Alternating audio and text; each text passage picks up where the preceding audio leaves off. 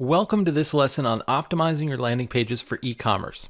A lot of what we covered so far can apply to all sorts of landing pages, but now I want to focus specifically on e-commerce pages that are built with the goal of getting the visitor to make a purchase. One of the biggest issues with e-commerce landing pages and e-commerce sites in general is the concept of cart abandonment. Even if you've never heard of this term, you're probably familiar with it once I explain what it is. Have you ever visited a site, put something in your shopping cart, and then just left without purchasing? That's cart abandonment, and it happens a lot.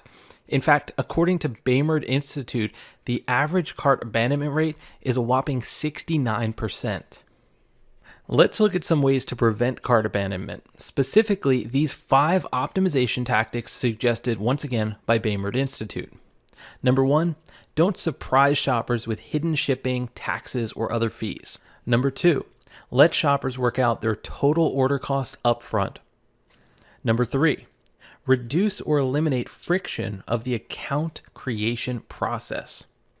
Number 4, simplify the checkout process. And number 5, build trust at every step. Let's explore each one in more detail. First, make sure you're not surprising your shoppers with hidden shipping or taxes or fees. I think we can all agree that this is extremely frustrating when shopping. Here's a good example from a shoe store called Evo, where the shipping cost and return cost are clearly displayed at the top of the product category pages. This way, people know exactly what to expect during the shopping process. Similar to the first point, it's also important to let shoppers work out the total cost of their orders up front. Don't make it complicated. This will cause unnecessary stress and can cause the visitor to end up leaving altogether. Next, you want to reduce or eliminate the friction of the account creation process. This is one reason why Amazon is so successful. Your payment and shipping info is likely already saved by Amazon, so ordering is frictionless. Imagine if you had to enter this information every single time. It would take so much more time and it would make us think twice about some purchases. So do whatever you can do to make the account creation process as easy as possible. In some cases, maybe you can even allow shoppers to check out without creating an account. As for the checkout process itself, try to simplify it and make it easy to navigate, especially on mobile devices. For the next couple of slides, I'm going to pull some examples from Walmart's mobile site. Once I add an item to my cart on Walmart's site and decide that it's time to check out, I'm taken to the sign in or account creation page. If I don't have an account, they let me continue as a guest, which saves a lot of time. Next is the shipping info page. Here you can see the options are easy to understand and easy to select. After I choose my shipping option, I enter my shipping address.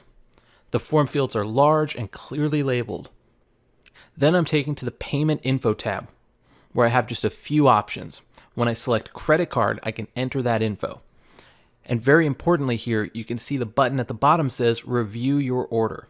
This is great because it gives people the peace of mind of knowing that they have one final chance to check if everything looks correct before their credit card is charged.